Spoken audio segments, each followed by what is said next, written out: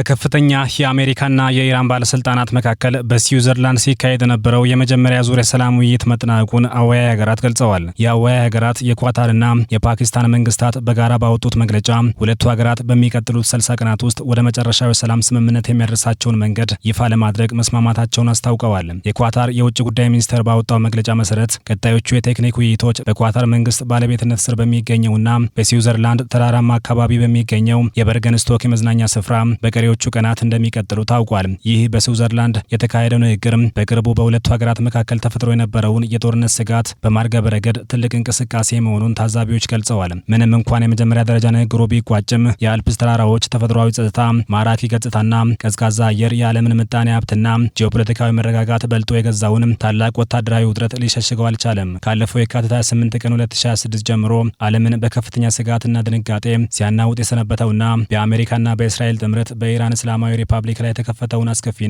ደም አፋሳሽ ጦርነት መቋጫ ለመፈለግ የሁለቱ ሀገራት ከፍተኛ ልዑካን በስዊዘርላንድ እምብርት ፊት ለፊት ተገናኝተዋል። ይህ በስዊዘርላንድ ሉርሰንና በርገን ስቶክ የቅንጦት መዝናኛ ስፍራዎች የተካሄደው ቀጥተኛና ታሪካዊ ድርድር ግን ገና ከመንደርደሪያው በዲፕሎማሲያዊ የቃላት ትንኮሳ፣ በይፋዊ ወታደራዊ ዛቻና ባልተገመቱ አስደንጋጭ መሰናክሎች የታጀበ ነበር። ባለፈው ሳምንት በፈረንሳይ ዋና ከተማ ፓሪስ የተፈረመውና ለ60 ቀናት የሚቆይ ጊዜያዊ የመግባቢያ ስምምነት የጦርነቱን ታላቅ እሳት ለጊዜው ቢያበርደው በሉርሰን የተካሄደው የፊት ለፊት የሰላም ንግግር ግን ገና ከመጀመሪያው ሰዓት ጀምሮ ፍጹም ውዝግብና ዲፕሎማሲያዊ ፍጥጫ የነገሰበት ነበር። ድርድሩ ይፋዊ ይዘቱን ይዞ ከመጀመሩ ጥቂት ደቂቃዎች ቀደም ብሎ የአሜሪካው ፕሬዝዳንት ዶናልድ ትራምፕ በማህበራዊ ትስስር ገጻቸው ላይ የሰነዘሩት ጠንከር ያለ ማስጠንቀቂያ በስዊዘርላንድ የነበረውን የሰላም ድባብ ወደ አዲስ የጦርነት አውድማነት ቀይሮታል። ትራምፕ በጽሁፋቸው ኢራን በሌባኖስ ከፍተኛ ክፍያ የምትከፍላቸውን ተላላኪዎቿን ከማገዝ መቆጠብ አለባት፣ ይህ ካልሆነ ግን ባለፈው ሳምንት ካደረግነው በበለጠ ሁኔታ ኢራንን እጅግ አጥፊ በሆነ መንገድ እንደገና እንመታታለን ሲሉ ዝተዋል። በተጨማሪም ፕሬዝዳንት ትራምፕ ለፎክስ ኒውስ በሰጡት ቃለ መጠይቅ ኢራን በዓለም ላይ ነዳጅ ማስተላለፊያ ደም ስር የሆነውን የሆርሙዝ የባህር ወሽመጥን ለመዝጋት ከሞከረች ሀገር አልባ ትሆናላችሁ የሚል እጅግ የበረታ ማስፈራሪያ ሰንዝረዋል። አሜሪካ ወሽመጡን በኃይል ይዛ የራሷን የጉምሩክ ቀረጥ ልትጥል እንደምትችል ፕሬዝዳንቱ አክለዋል። ይህ የትራምፕ ይፋዊ ዛቻ በስዊዘርላንድ የነበረውን የኢራን ልዑክ ክፉኛ አበሳጭቷል። የኢራን ይፋዊ የዜና ወኪሎች ኢርናና ታስኒም እንደዘገቡት የቴህራን ልዑካን ቡድን የፕሬዝዳንቱን መልእክት ከተመለከተ በኋላ ክብራቸውና ሉዓላዊነታቸው በዛቻ ተደፍረዋል በሚል የድርድር አዳራሹን ጥሎ ወጥተዋል። በዚህ ምክንያት የፊት ለፊት ውይይቱ በድንገት ተቋርጦ ውይይቱ በኳታርና በፓኪስታን ከፍተኛ መሪዎችና አምባሳደሮች አማካኝነት በረቂቅ መልእክቶች መለዋወጥ ለመቀጠል ተገዷል። የኢራን ፓርላማ አፈ ጉባኤ መሐመድ ባቄር ቃሊባፍ የትራምፕን ዛቻ በጥብቅ አጣጥለውት ማስፈራሪያቸው ፍሬ የሚያፈራ ቢሆን ኖሮ ዛሬ ካሉበት የሽንፈትና የከፋ ውድቀት አዘቅት ውስጥ ባልተገኘን ነበር ብለው አያስቡም ወይ? እነሱ በከንቱ ይለፈልፋሉ፣ እኛ ግን በተግባር እንመልሳለን ሲሉ ተናግረዋል።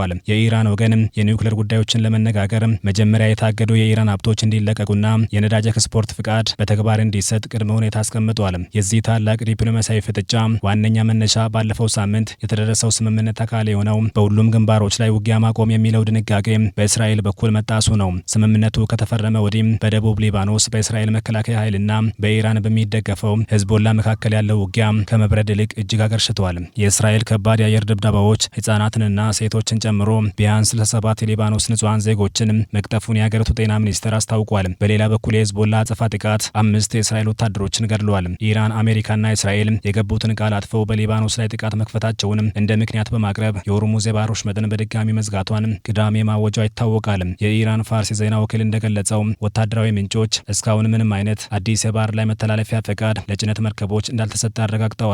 እስራኤል በአንጻሯ ከኢራን ጋር የምታደርገው ጦርነትና በሊባኖስ የምታካሄደው ወታደራዊ ዘመቻ የተለያዩ መሆናቸውን በመግለጽ ከደቡብ ሊባኖስ 500 ግዛት ላይ የጀመረችውን ወታደራዊ ዘመቻ እንደማታቆም አስታውቃለች። ከፈረንጆቹ መጋቢት 2 ጀምሮ በሊባኖስ በተፈጸመ የእስራኤል ጥቃት የሟቾች ቁጥር ከ4050 በላይ ደርሷል። በሌላ በኩል የአሜሪካ ዲፕሎማቶችና የባህር ላይ መከታተያ መረጃዎች እንደሚያሳዩት ምንም እንኳን የትራፊክ ፍሰቱ በከፍተኛ ሁኔታ ቢቀንስም 4 ግዙፍ የነዳጅ ጫኝ መርከቦችና 4 የጭነት መርከቦች አሁንም የወሽመጡን መስመር እያቋረጡ ይገኛሉ። አንዳንዶቹ መርከቦች መገኛቸውን ለመደበቅ ሲሉ የመከታተያ ራዳሮቻቸውን አጥፍተው የተንቀሳቀሱ እንደሆነ ተገምቷል። ፕሬዝዳንት ትራምፕ ይህንን ጊዜያዊ ስምምነት በማስመልከት በማህበራዊ ትስስር ገጻቸው ላይ ለዓለም ምጣኔ ሀብት መዳን ምስጋና ይገባኛል፣ ነዳጅ የተሰራጨ ነው፣ ኢራን መቼም ቢሆንም የኒውክሌር መሳሪያ አታገኝም፣ የገበያ አክሲዮኖች የፈነጠዙ ነው እያሉ ጉራቸውን ቢነዙም በአሜሪካ የውስጥ ፖለቲካ የበረታ ትችት እየወረደባቸው ነው። የቀድሞ የኦባማ አገዛዝ የብሔራዊ ደህንነት አማካሪና የዴሞክራት ፓርቲ ከፍተኛ ፖለቲከኛ ሱዛን ራይስ ትራምፕ ከኢራን ጋር ያደረጉትን ስምምነት አንገት የሚያስደፋ አስከፊ እጅ መስጠት ሲሉ ገልጸዋል። ይህ ስምምነት ፍጹም ደካማ ዓላማና ስልታዊ ጥፋት ያለበት ነው ብለዋል። አሜሪካ የኢራንን የኒውክሌር መርሃ ግብር ሳታስቆምና ዘላቂ ስምምነት ላይ ሳይደረስ በቢሊዮን የሚቆጠር ገንዘብ መልቀቋና ማዕቀቦችን ማንሳቷ ለጠላት የተሰጠ ትልቅ ስጦታ ነው ያሉት ፖለቲከኛዋ ኦባማ በነበሩበት ጊዜ የታገደው ገንዘብ ሰብአዊ እርዳታ ላይ ብቻ እንዲውል ይደረግ ነበር፣ ትራምፕ ግን ያለምንም ገደብ ፈቅደዋል ሲሉ ተችተዋል። በተመሳሳይ መልኩ የሪፐብሊካን ፓርቲው ተጽዕኖ ፈጣሪ ሴናተር ጆን ኮርኒን እና ቴድ ክሩዝም በትራምፕ ላይ ክንዳቸውን አንስተዋል።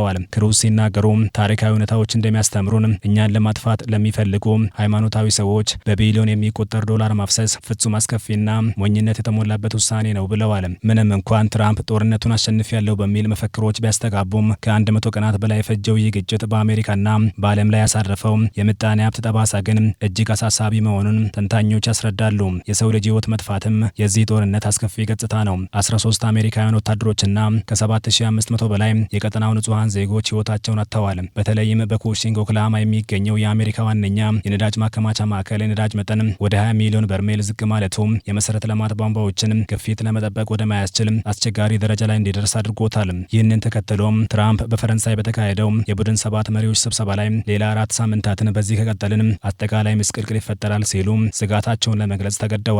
በዚህ የጭንቀት ሰዓት የኳታርና የፓኪስታን ሚና እጅግ የላቀ ሆኖ ተገኝቷል። የፓኪስታን ጠቅላይ ሚኒስትርና የኳታሩ ጠቅላይ ሚኒስትር ሼክ መሐመድ ቢን አብዱራህማን አልታኒ በስዊዘርላንድ ተገኝተው በሁለቱ ተፋላሚዎች መካከል ያለውን የሀሳብ ልዩነት ለማጥበብ ከፍተኛ ጥረት አድርገዋል። የኳታር ጠቅላይ ሚኒስትር ትላንት ምሽት በሰጡት መግለጫ የአሜሪካና የኢራን ቀጥተኛ ውይይት መቀጠሉን በደስታ እንደሚቀበሉትና ቀጠናዊ ሰላምን ለማምጣት የጋራ ጥረት እንደሚያስፈልግ ገልጸዋል።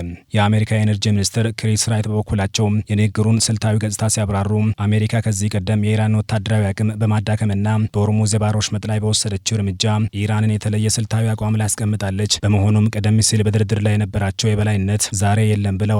ይሁን እንጂ የነዳጅ ዋጋ መቼ ወደ ነበረበት እንደሚመለስ በእርግጠኝነት መናገር እንደማይቻልና ፍሰቱ ግን መደበኛ መስመር መያዙን አረጋግጠዋል።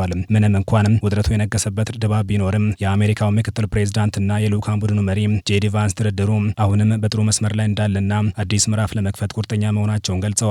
ቫንስ ሲናገሩ እነዚህ ነገሮች ሁልጊዜም ትንሽ ውዝግብ የበዛባቸው ናቸው፣ ነገር ግን በሊባኖስና በሆርሙዝ የባህር ወሽመጥ ዙሪያ መሻሻሎች አሳይተናል ብለዋል። ኢራን የቀጠናው አለመረጋጋት ምንጭ መሆኗንና የረጅም ጊዜ የኒውክሌር ምኞቷን የምታቆም ከሆነ ግንኙነታችንን ለመለወጥ ዝግጁ ነን ብለዋል።